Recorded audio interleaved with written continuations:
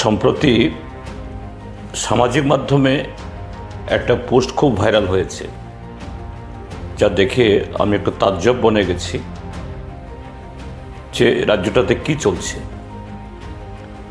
ঘটনা সম্ভবত গতকাল অথবা পরশু দিনের। একজন যুবক তার নাম যা এখানে বেরিয়েছে এই শানু মালাকার। তিনি একজন লোকশিল্পী, নিজেও গান এবং গান গিয়ে শোনান।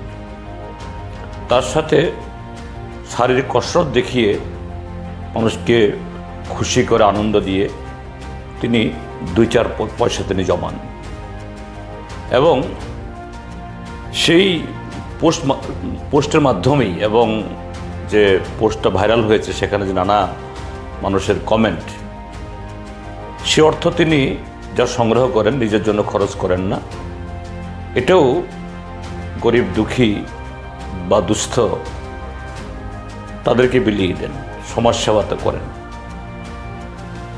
এখন সেখানে যে ঘটনাটি ঘটেছে, একজন যুবক নিজেকে রাষ্ট্রবাদী পরিচয় দিয়ে সরাসরি তাকে বলছে যে গানটা এই শানু মালাকার সেদিন শোনাচ্ছিলেন সেটা একটা ভক্তিমূলক এবং মানবতার আহ্বান, কিন্তু সেই গানের একটা কলিতে আল্লাহ বা এরকম কিছু কথাবার্তা আছে।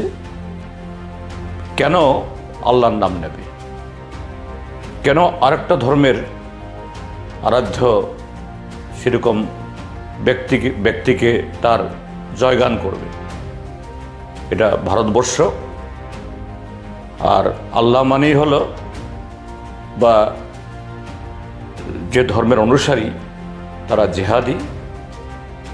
ভারতের মাটিতে এরকম গান গাওয়া যাবে না এবং তাকে প্রায় বর্তমান সময়েতে এই সাম্প্রদায়িক শক্তি যেরকম একটা সম্প্রদায়কে হুমকি দেয়, পাকিস্তানে চলে যাও, ভারতবর্ষে থাকতে পারবে না, এটা নির্দিষ্ট কোনো একটা সম্প্রদায়ের দেশ, অসংখ্য লোকের সামনে এইভাবে তাকে হুমকি দিয়ে যাচ্ছে, প্রায় মারমুখী।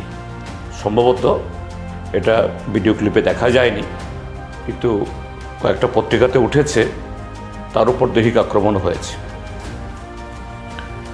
কিন্তু এখন অবধি এই আক্রমণকারী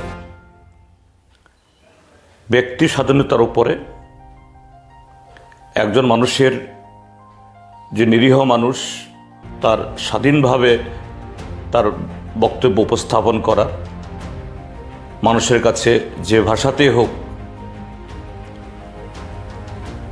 ভক্তিমূলক গান, এটা হিন্দু হোক, মুসলমান হোক, খ্রিস্টান হোক, বৌদ্ধ হোক, সেই ধর্মবিশ্বাসের উপরে ভিত্তি করে সে গান দিয়ে আহ্বান করা, এই অধিকার আমাদের দেশের মানুষের জন্মগত অধিকার, সংবিধান স্বীকৃত অধিকার। আর তার বিরুদ্ধে এইভাবে দিন দুপুরে জনসমক্ষে হামলা করছে। কিন্তু আমাদের রাজ্য প্রশাসনের তরফ থেকে, আরক্ষা দপ্তরের তরফ থেকে কোনো পদক্ষেপ নেওয়া হয়েছে সেরকম খবর নেই।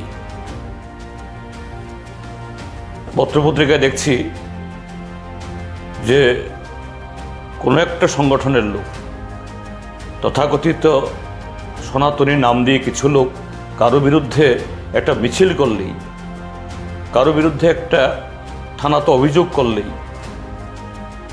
যে আমাদের রাজ্যের মধ্যেও এই পহেলগামের ঘটনার পরে, ওয়াকফ সংশোধনী বিল পাস হওয়ার পরে যারা এইভাবে মানুষের অধিকারের কথা বলেছেন, পুলিশ তাদেরকে নানা ধারায় গ্রেপ্তার করে লকআপে নিক্ষেপ করে,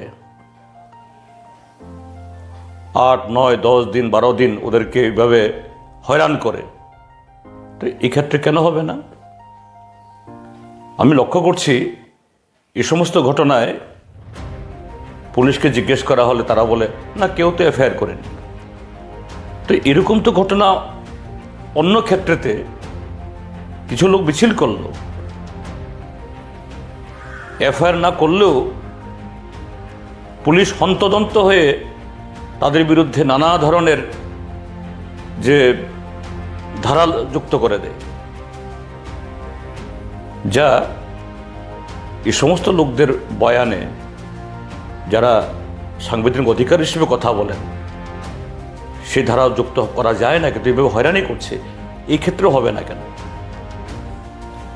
আর ত্রিপুরাজ্যে কি করে সাধারণ মানুষ এফআইআর করবে? এফআইআর করতে গেলেই তো এই লোকগুলো আবার বাড়িঘর হামলা করবে।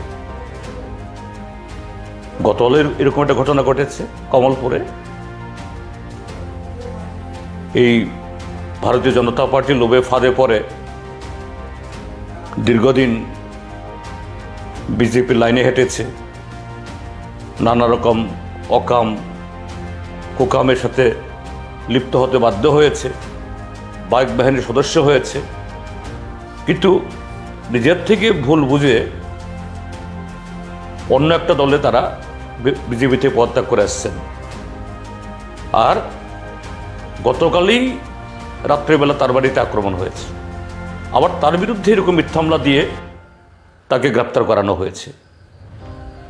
তো ত্রিপুরাজ্যের মধ্যে নিরীহ মানুষ এইভাবে থানায় বিচার চাইবার সে পরিবেশ আছে?